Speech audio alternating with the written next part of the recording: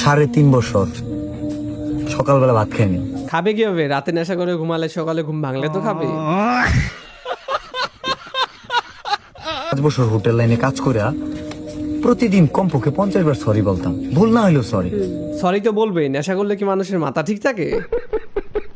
নিজের ব্যক্তিত্ব বিসর্জন দেওয়া লাগে। যাই হোক, আপনারা সবাই তো বুঝে গেছেন আজকের ভিডিওতে আমরা কার কথা বলবো। Thoughts of Billal, Instagram Billal, TikTok Billal, scammer Billal, অনেকে অনেক নামে চিনে থাকে, তার নামের অভাব নাই। ইদানিং ও একটা বই লিখছে, হৃদয় ভাঙার গর্জন। এত পাতলা একটা বই, প্রতি পৃষ্ঠা 3-4 লাইন ছন্দ লেখা। এটা দাম কত জানেন? 1000 টাকা। এটা শোনার পর অনেক লোক তাকে অনেকভাবে ধুইতেছে। আপনারা যদি চ্যানেল নতুন হয়ে থাকেন তাহলে অবশ্যই সাবস্ক্রাইব করবেন। ওমর অন ফায়ার তার লেটেস্ট ভিডিওতে থটস অফ বিল্লালকে রোস্ট করে পুরো আগুন লাগাই দিছে। আমার সফল হওয়ার একটা উপায় দেন। যদি সফল হতে চাও তাহলে আমার লেখাই বইটি নাও, শয়তান ধরার গর্জন। এই বইটি নেওয়ার সাথে সাথেই তোমার জীবনে থাকবে না কোনো অর্জন। আমি কথা দিয়ে কথা রেখেছি, শয়তান আসেনি তো ফিরে। আমি শয়তান তাড়ানো গল্প লিখেছি আমার সারাটি জীবন ধরে। আমি অন্ধকারে মোমবাতি জ্বালিয়েছি, তবুও পাইনি ভূতের খোঁজ। আমি ভূতের অপেক্ষায় ছিলাম, ভূত নিজেই হয়েছিল নিখোঁজ। শয়তান ধরার গর্জন, পৃষ্ঠা নাম্বার চুদলিংপং। বাবা এটা তো মন্ত্র না, ছন্দ কইলেন। মার্কেটে আপাতত ছন্দই চলে। বাবা বইটা একটা আমারও লাগবো। দাম কত এটার? মাত্র 1000 টাকা। 1000 টাকা দিয়ে আর কিনুম? 1000 টাকা হাতে নিয়ে ভূতের ডাক দিলে ভূত নিজেই চাল চলে পড়বো। কথা খারাপ বলে নাই। 1000 টাকা দিয়ে এই বই কেনা থেকে এই 1000 টাকা বিল্লালকে এমনিতে দান করে দিয়ে আসো, যেন তার মাথা চিকিৎসা করাতে পারে। 1000 টাকা দিয়ে বইয়ের দাম, এই বইয়ের বিশেষত্ব কি? এই বইটা আমি আমার নিজ হাতে লিখেছি। দেখি আতেলে এত খারাপ। দেখি বইয়ের প্রথম পৃষ্ঠায় কি লেখা? মানুষকে ভোদাই বানানোর 100টি উপায়। 1000 টাকা দিয়ে 120টার এই বইটি নেন আর ঠাস কইরা ভোদাই হয়ে যান। এখন সফল হইতে গেলে তো এই বইটা লাগবেই। তো এই বইটা আমি নিয়ে গেলাম। বইয়ের টাকাটা? ওইটা আমি হোয়াটসঅ্যাপে পাঠাই দিব। গুরু, আজকের থেকে আপনার লেখা এই বইটা পইরাই আমার শয়তান ধরার যাত্রা করলাম শুরু। শয়তান ধরার গর্জন, পৃষ্ঠা নাম্বার চুদলিংপং।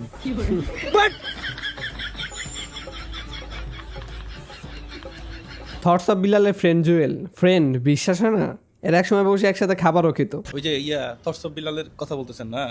আচ্ছা আমি বলি, এখন ও তো ওই যে শার্ট নিলামে উঠাবে, এরপরে বই বিক্রি করতেছে কত করে? 1000 টাকা করে। হ্যাঁ, এখন 1500 হয়েছে। আবার হাতে লিখলে 10,000 টাকা। হ্যাঁ, ও বলতেছে আমি থটস অফ বিল্লাল, আমার সেকেন্ডে এত টাকা ইনকাম, আমার মিনিটে এত টাকা ইনকাম। মানে আপনি যদি এক কথা এইভাবে চিন্তা করেন, ইনকাম নিয়ে যারা বেশি বাহাদুরি করে এরা হচ্ছে শ্রেষ্ঠ টাইপের লোক। পাশাপাশি সে বলতেছে আমি থটস অফ বিল্লাল, এই একটা বই, হ্যাঁ এইটা আমি 1 কোটি টাকা বিক্রি করবো, কেউ কিনলে কিনবে, না কিনলে নাই। বা আমি এই ঘড়িটা 1 লক্ষ টাকা বিক্রি করবো। ওকে ফাইন, আমার কাছে এখন ঘড়ি আছে 20টা।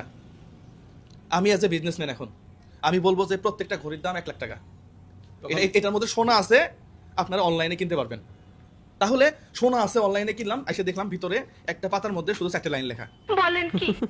অথবা এই ঘড়িটার মধ্যে কিচ্ছু নাই, পিতলের ঘড়ি এটা। তাহলে এটা বাটপারি হইলো কি হইলো না? আসলে ওর আমার মনে হয় পাটপাড়ি এটা। ক্যাপাসিটি ওর নাই। জামালপুরে যায় অডিয়েন্সে কিভাবে গালাগালি করলো। জামালপুরে গিয়ে থটস অফ বিল্লাল তার অডিয়েন্সকে উদ্দেশ্য করে গালি দেয়। কোনো ভিডিও তো দেখানো যাবে না, তারা বোঝেন তার অডিয়েন্স কতটা দাম। একজন কন্টেন্ট ক্রিয়েটরকে কত মানুষ রোস্ট করছে। একজন দুইজনের সাথে সম্পর্ক খারাপ, সমস্যা নাই, ও মানবিক কাজে আসছে। তো একজন মানবিক মানুষ যদি এই ধরনের বোলিং এর শিকার হয়, তাহলে তো মানবিক কাজ করতে পারবে না, মানুষ ওকে বাটপারি বলবে। ওর পাশে একজন আছে না, নাসা ভাই। নাসা ভাই ওরে যাতা আচরণ করছে ওর সাথে। এরপর ইমরান ছিল আরেক নাম। ইমরান বলতেছে শশব ভাই এটা কি বই লিখলেন? এটা আমি বলছি এটা। এখন অনেকে বলতে পারে জুয়েল ভাই আপনি পার্সোনালি বলতেন। আরে ভাই পার্সোনালি ও 1 ঘন্টা ফোন দিয়ে 1 ঘন্টা কথা বলে আমাকে 2 মিনিট কথা বলার সুযোগ দেয় না। ও যা বলতেছে একটা বলতে বলতে বলতে কি যে বলতেছে উনি তাল হারাই ফেলছে। ওর পেজ নাই, ওর মনিটাইজেশন নাই, ওর এই নাই সেই নাই। এখন হ্যাঁ, এটা বাটপারি করা নতুন ধান্দা।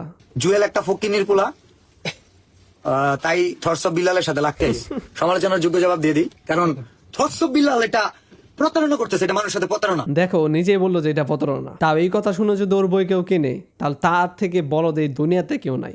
একটা বই নিয়ে কালকের আগের দিন তো মনে হয় দিলে ভাই ভিডিও বানাইলো, 3.6 মিলিয়ন ভিউ, মিনিমাম $40 আইছে। 5,000 টাকা। এখন বলবো ভাই সবাই তো কামাইতে পারে না, সবাই কামাইতে পারে না কেন জানো? কামাইতে পারে না তোমাদের জন্য, জলে তোমাদের কেন? সবাই সবাই জানলে সমস্যা কি?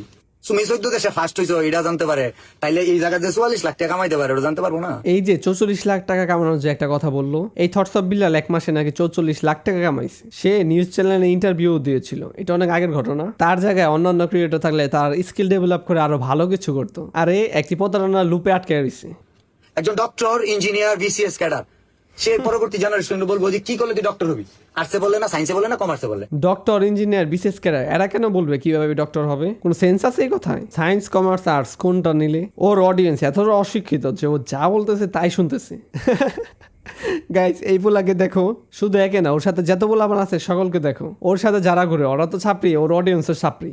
তো আমি বলে দিতেছি কি করলে তুই সফল কন্টেন্ট ক্রিয়েটর হবি। হ্যাঁ, এই সফল কন্টেন্ট ক্রিয়েটর ওকে নিজের কথাই বলতেছে। যে ক্রিয়েটরের সাথে অলমোস্ট সকল ক্রিয়েটরের ঝামেলা আছে, ওকে সফল ক্রিয়েটর বলা যায়? তাকে বলে থটস অফ বিল্লাল। একে অনেকে ভালোবেসে একটা ফকিনির পোলা বলে থাকে। জুয়েল একটা ফকিনির পোলা, তাই থটস অফ বিল্লালের সাথে লাগতে আইস। না, ফকিনির পোলা না, খুঁজ নিয়ে দেখো, ফকিনির পোলা না। চোখে আমার এগুলো ভাই, কি ফকিনির লাভ পোলা তাই হলে তো লাগে। একটা মোবাইল কিনাই কঠিন, ভালো মাইক্রোফোন ইউজ করে, ফোন ইউজ করে, আর নিজে তো ভিডিও বানায়, আবার তার বউ ভিডিও বানায়। ফকিনির পোলা হলে নিজের বউর একটা বাটন ফোন দিত। এইসব কন্টেন্ট বলবা না। এইসব কন্টেন্ট বলবো না।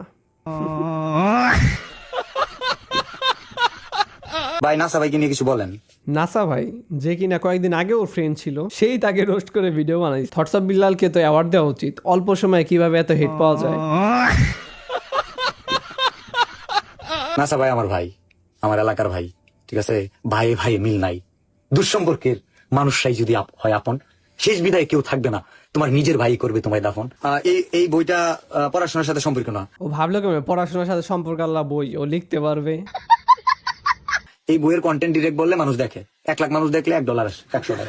তাহলে তার সারা জীবনে যদি এই বই থেকে 60টা কন্টেন্ট আছে, যদি $1 করে আসে, যদি $1 করে আসে, $60, মানে 7,000 8,000 টাকা প্রায়। টাকা কামান যদি এত সহজ হতো তাহলে মানুষ ওই পরিশ্রম করে টাকা কামাতো না। এইভাবে বই লিখতো, বই কিনে 1,000 টাকাতে বই কিনে ভিডিও বানাইতো, 7-8 হাজার টাকা উঠে দিত, তাহলেই তো হইলো। And বাংলাদেশে ওপেন চ্যালেঞ্জ যে এটার এখন অল্টারনেটিভ কোনো বই নাই। কি বলে গাইস, এর উপর নাকি কোনো বই নাই? কাজী নজরুল ইসলাম, রবীন্দ্রনাথ ঠাকুর, এরা কারা? এদের যদি কোনো কবিতা ওকে পড়তে বলি তাহলে ওর দাঁত ভাঙবে 3 বার। যার অনুপ্রেরণা থটস অফ বিল্লাল, তার একটা পেজ গেলে কি, আইডি গেলে কি, ও আবার নাকি ছাপড়িদের অনুপ্রেরণা।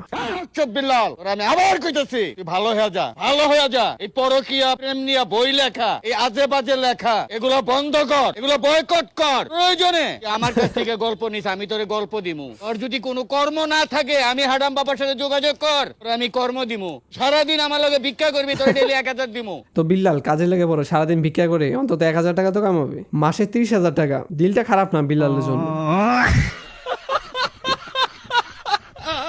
এ তো আরেক কিসিমের মানুষ। এই বইয়ের মধ্যে কি শিখার আছে? তুই যদি পারো, আমি হাডাম বাবা, আমি ভন্ড বাবা, তুই আমার জীবনী লেখ। আমার জীবনী পয়রা মানুষ হেদায়েত হবে, কিভাবে মাদক থেকে ঘুরে আসা যায়, কিভাবে সমাজে ভালো মতো চলা যায়, কিভাবে নিজকে সৎভাবে পরিচালনা করা যায়, তুই আমার কাছে আয়। এই থটস অফ বিল্লাল আজকে থেকে এই লেচু গাছের পাতা বিক্রি করবে, এন্ড প্রতি পাতা যে কিনে নেবে এটার কোনো নির্দিষ্ট দাম নাই। এই পাতাটা কিনবেন? হ্যাঁ আমি কিনবো, পাতা আমি 2টা কিনবো, ঠিক আছে? লেচু গাছের পাতা, একটা পাতা বিক্রি করে দিল 1,000 টাকা।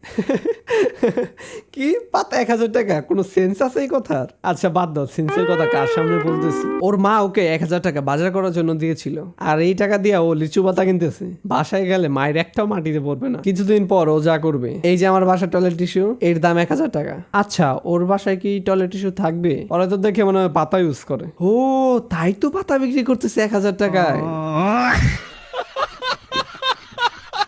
আচ্ছা দেখি ওর এই বই কিনে কারা অনুপ্রাণিত হচ্ছে। আমি কথা দিয়ে কথা রেখেছি, তুমি আসলে জানতাম, আমি একদম অবাক হইনি। তো ফিরে আমি ঘুরে দাঁড়াবার গল্প লিখেছি, পুরোটা জীবন ধরে। ওর এই বই থেকে আর কেমনই কন্টেন্ট বানাবে? তাও কিনবে, কামলা দিয়ে হলেও টাকা জমায় কিনবে। ওর অডিয়েন্সও কামলাই। অনেকে আমাদের লেখক সাপ্লি মনে করে, জাস্ট বলতেছি, যদি কাজী নজরুল ইসলাম এই জায়গায় কি কাজ, কি কাজী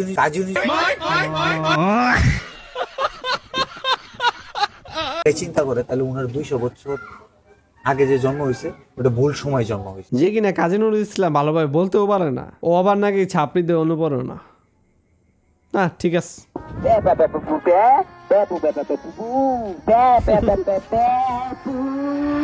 সাবস্ক্রাইব করতে ভুলবেন না। Thanks for watching.